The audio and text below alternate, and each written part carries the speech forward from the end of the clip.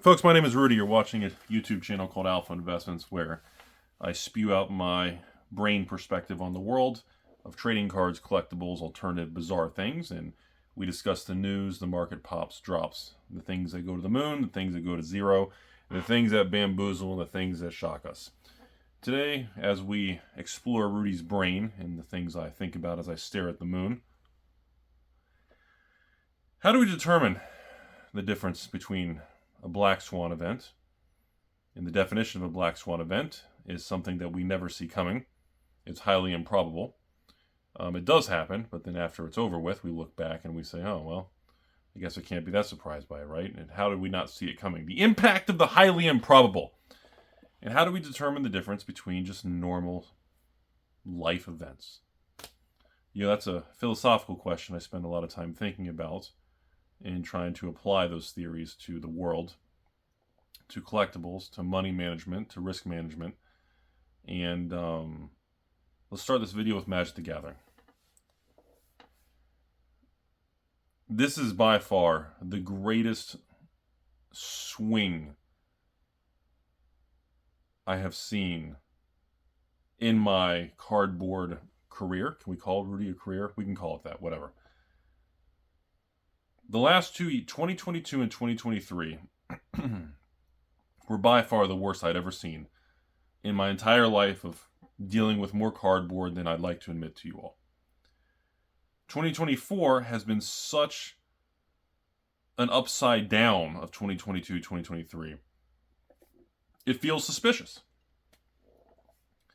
You look at the charts of Magic products, of the sealed product, the draft, the specialty products, the collector products, the master sets, the reprints. And that's a good place to start the video. So when I look at Double Masters 2022, interesting item that comes out right at the end of the bull market in the stay-at-home, the world's ending era of 2020, 2021.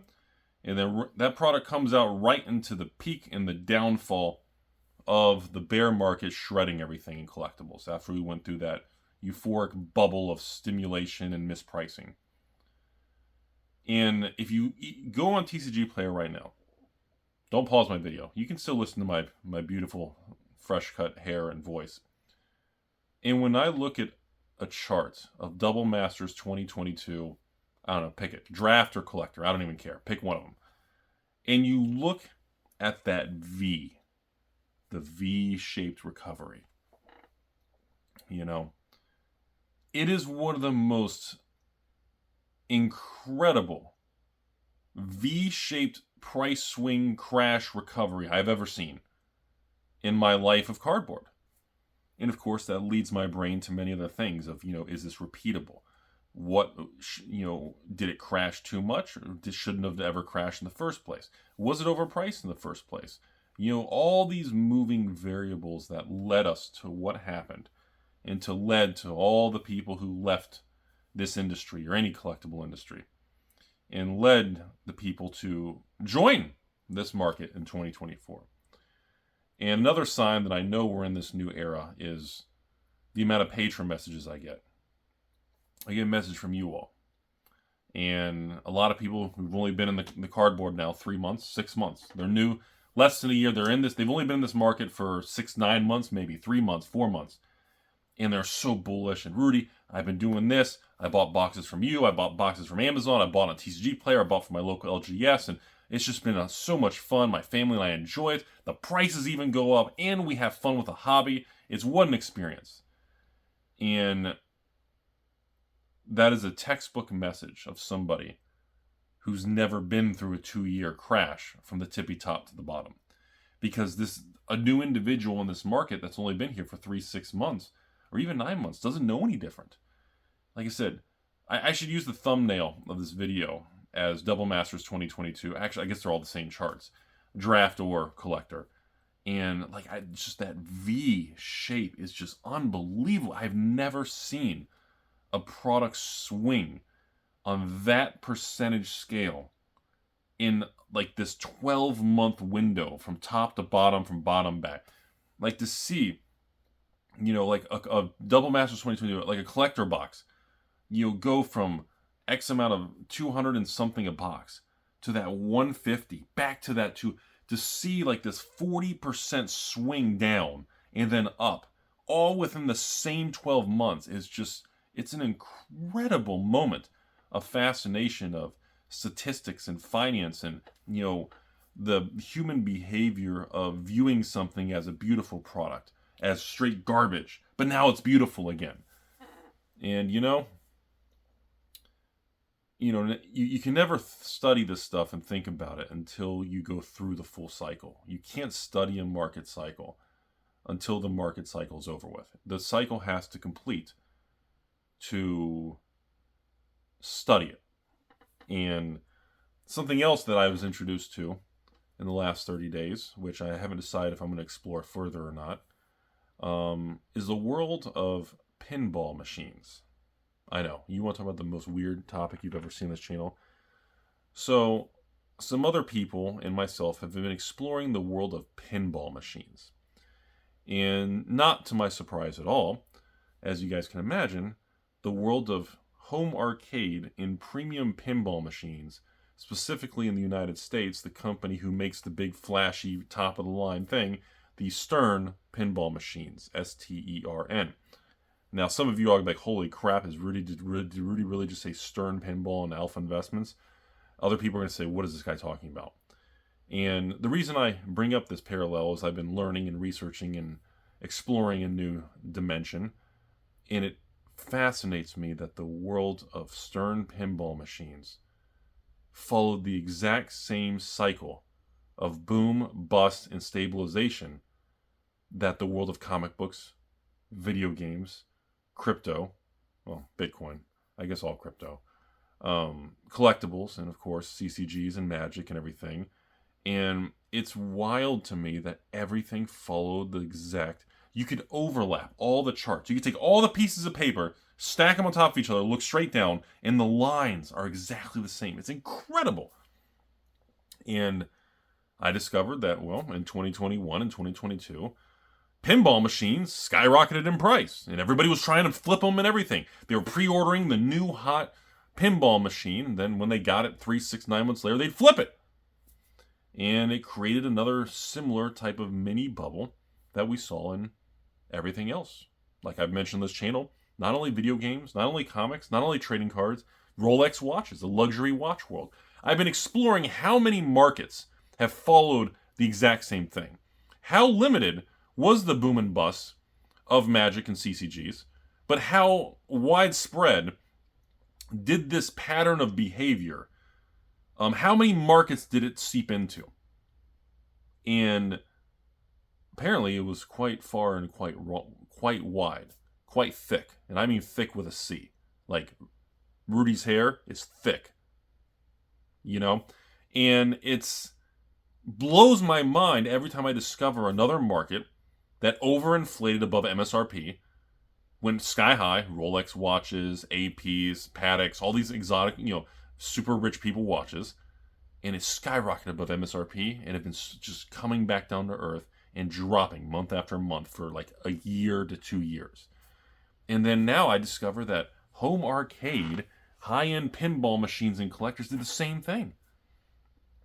And it's just a really wild thing to see, I guess, this black swan life event known as the COVID boom and bust bubble era, the 2020 to 2023 market cycle, was truly one of the shortest, most unbelievable cycles that I don't think we all realize how insane it was that we went through. And I think it's only now, as more data bubbles to the surface, and we're able to see that whole cycle from beginning to end, to experience and to study what really happened.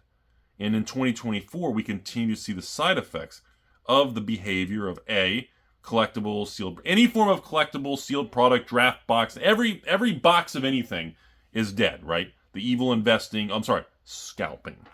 All of these terminologies and behaviors, you still see the remnants of the people who were burned or experienced the pain of a bear market. And I've never experienced a collectible bear market at the power that I saw, especially in 2023. That was something else, man. But whenever you have something that's record-breaking in power, you also get to experience the record-breaking recovery.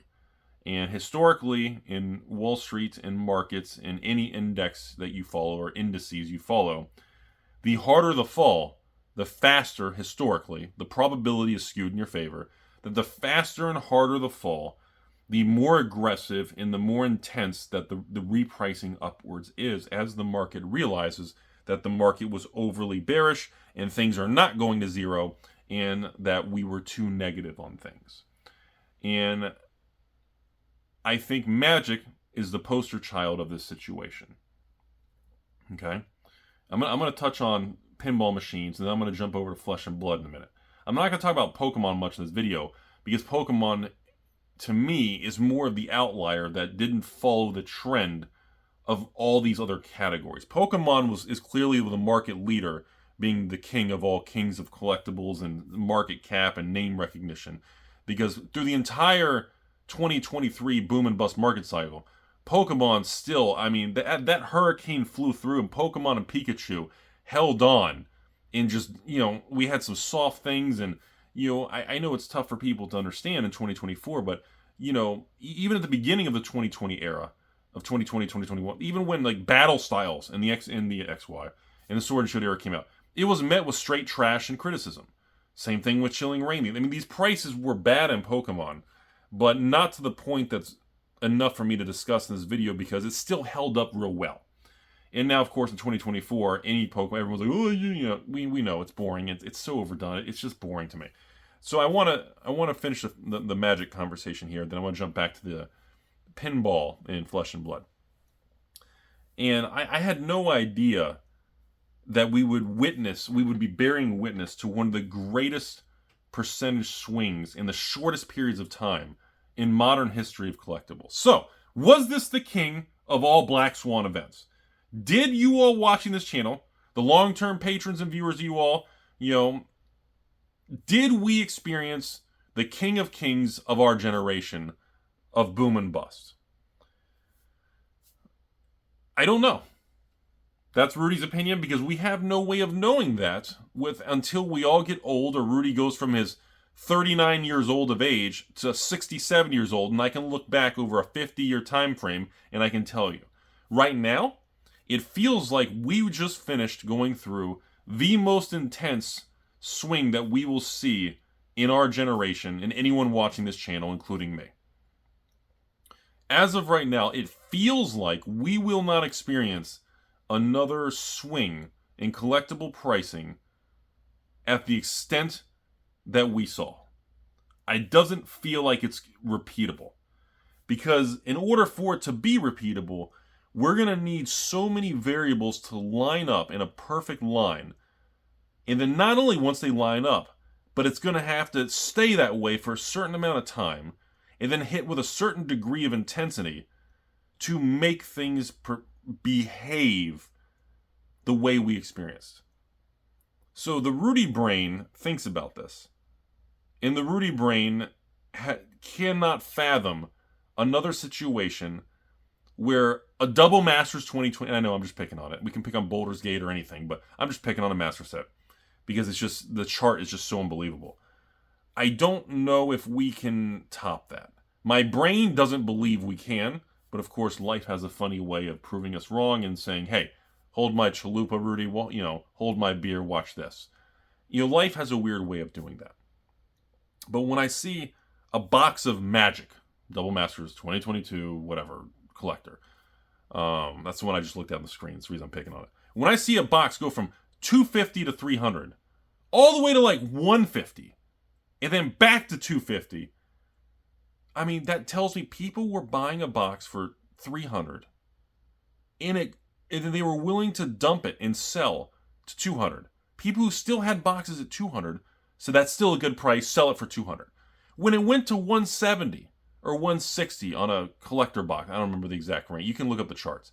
When it went in half, there were still people saying, I'm going to sell right here because I think it's going to get worse. I need to get out. There were people selling at that. And then now, people started buying. And then the tide shifted. People started buying at 160s or 170s for a collector or a draft or whatever the charts were. And they thought it was a good price because they thought it was undervalued. And then now, today, we're all the way back up. A Double Masters 2022 collector is 220. Maybe the draft is 260. I don't know. Whatever the number is, beat me up. And even going back to the highs, people are buying today thinking that this is still a good opportunity based on the market, the cards in the set, the value of the cards, and the boxes themselves. It's insane to me of how everyone views this box of cards along that trajectory, and people even at the bottom say, this is a good time to still sell. Because it could go lower. We need to lock in today. It's going to get worse. Or they were forced to sell. Desperation or capital, or maybe they had something happen.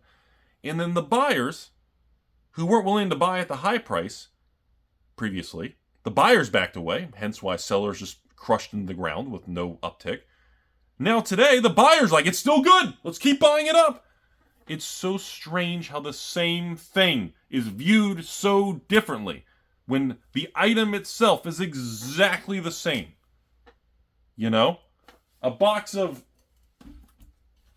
Urza's Legacy that was bid up to almost $10,000 a box at the peak. Yeah, I should have sold all my boxes. I mean, these are sealed cases. These are cases of Urza's Legacy down here.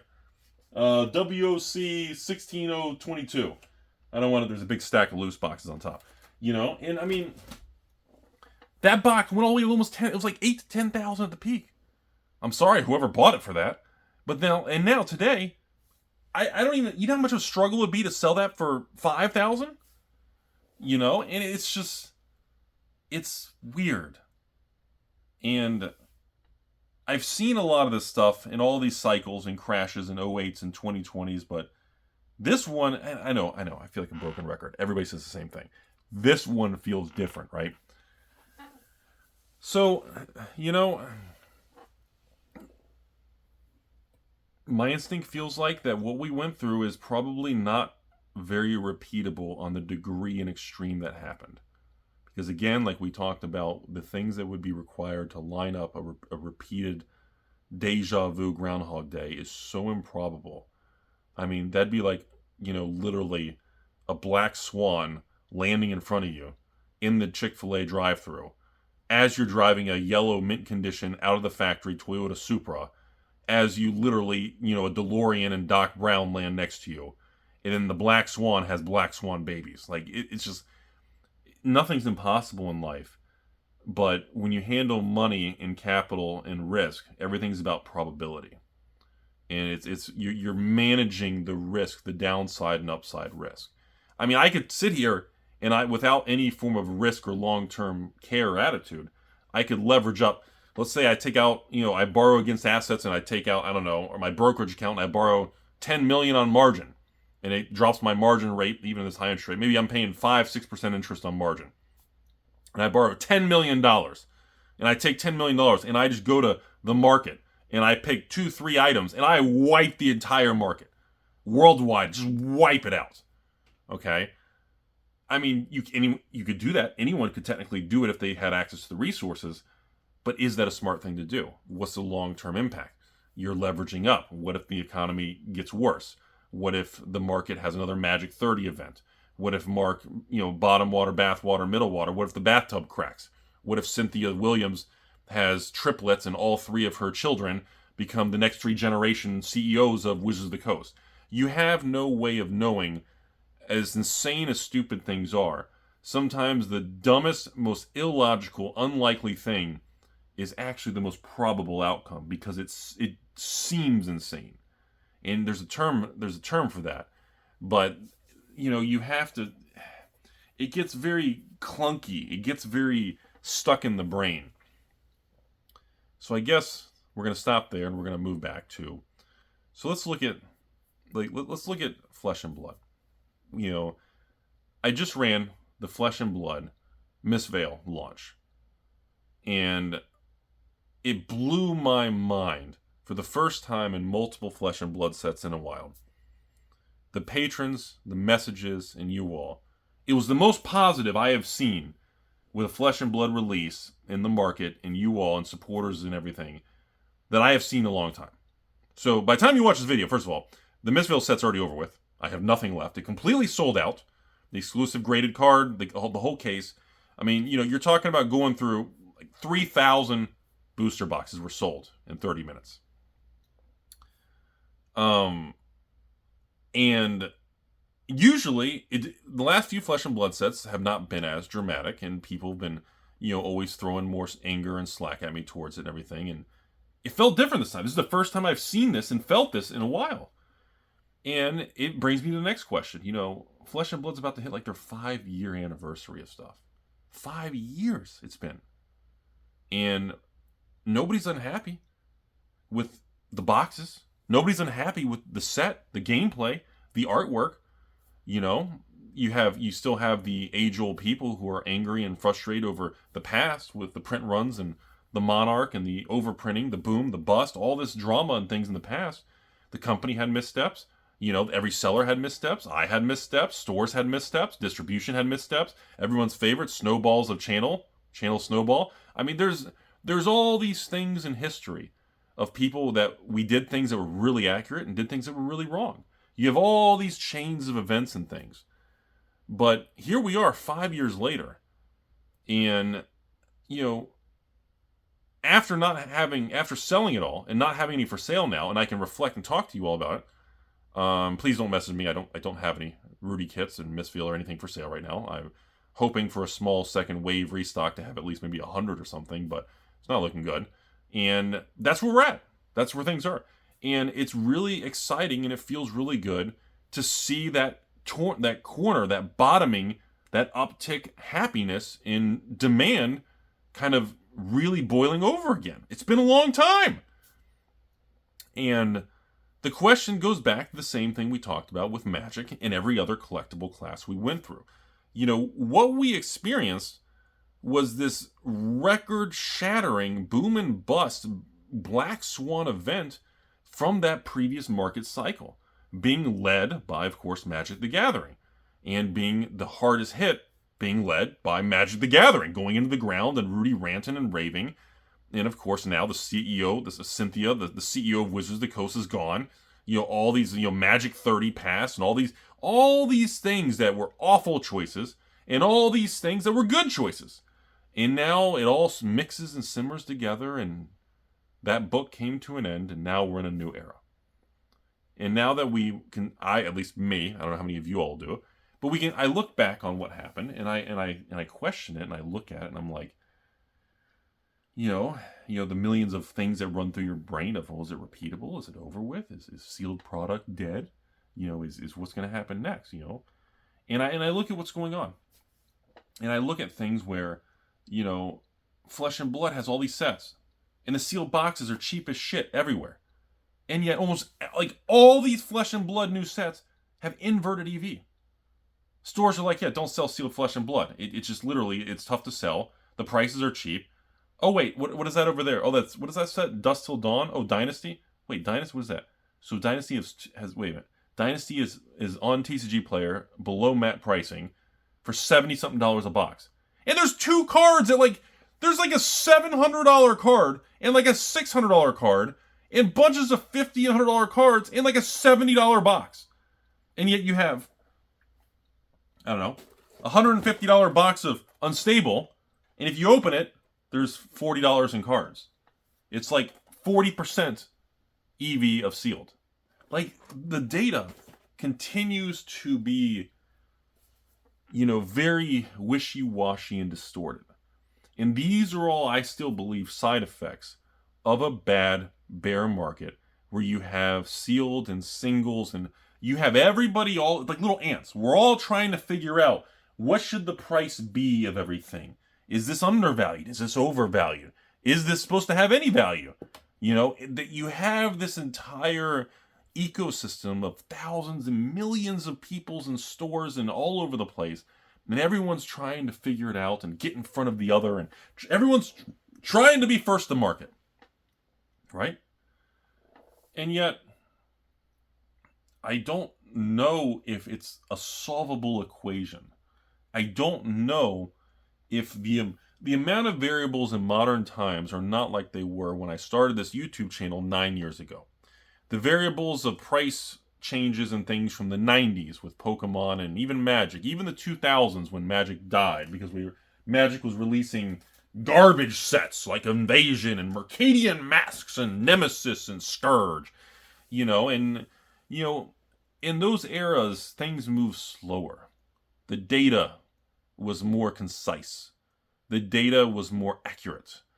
You waited for the next month of the Inquest or Scry or Duelist magazine to tell you what things were worth.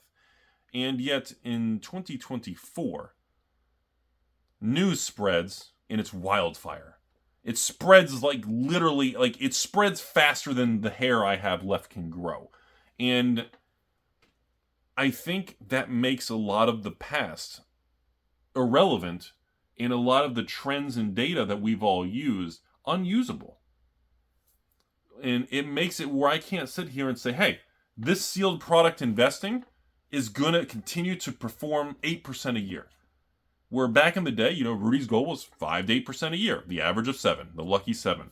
Where, if you the rule of 72, 72 money, double your money.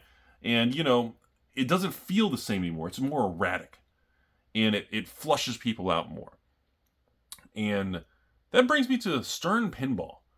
When I discovered that there's this huge market of wealthy people and collectors and people who love, I haven't played pinball since I was a kid. And even when I was a kid, we didn't have shit for money, so I didn't get to play much pinball. I used to watch other people play pinball in arcades and things in Florida because nowadays, play pinball, it's like $1, $2 to play pinball in a place that's overpriced where you swipe a card where you put your balance on it. But back in the day, it was still expensive, like 50 cents or something, or 75 cents to play, instead of the cheap ticket redemption games that'd be a quarter in a Florida arcade. So I never played a lot of pinball. I watched people play. And I was always like, wow, the mechanical steampunk nature always lured me to it. So now I've been researching and just trying to learn about Stern Pinball and these things and old machines, different eras, and Jersey this and that, and all these different companies, the couple main companies that make these machines. And to my surprise, the world of pinball and Pro Series and Premium and LEs, limited edition pinball machines that were produced in limited 500 or 1,000 quantities. I was blown away that these things became very overinflated. MSRP, $13,000 for a limited edition pinball, brand new in box. Well, these limited editions, LEs, went from $13,000 to $20,000. People were flipping them if they could get an allocation. And now a lot of them went from 20, 25 back down to 22, 19, 18, 17, 16, 15. It's like a Rolex or something, And it just continues to intrigue me how many items performed exactly the same. And it's funny when I see other YouTube channels in the luxury watch world. And now I discover all these pinball YouTubers talking about the same thing. The boom of investors and flippers and collectors and players and families and evil investors flipping and reserving all these new in-box pinball machines. And it blew my mind. It made me sit back and ask the question of, how many other markets did the same thing that I just haven't been exposed to? It's a truly incredible thing. And the fact that it's so far and wide, and to see these other markets and the customers and the people online attacking the evil flippers and investors, just like Pokemon or Magic. And to see these people say and behave and react with the same emotions and mannerisms that I see in Pokemon from the 2021 Pokemon, people attacking each other in Walmarts and Targets when MJ Holdings and Excel Marketing would restock the Pokemon in the sports cards, and they all attacked each other in the parking lot. It's wild that what happened in the world of cardboard, which I'm in the middle of, and you all watching have an interest in, was not special at all. What happened with me and this markets and boom and bust and you all happened with all these other markets. I just didn't know it. And it doesn't feel as special anymore as I continue to learn that this previous market, it happened all over the place. And it happened to so many things. People weren't just hoarding and flipping hand sanitizer and toilet paper. It happened with fucking pinball machines. Like, and it just blows my mind. And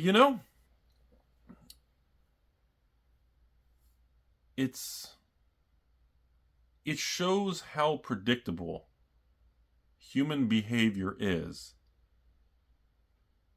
during unpredictable times.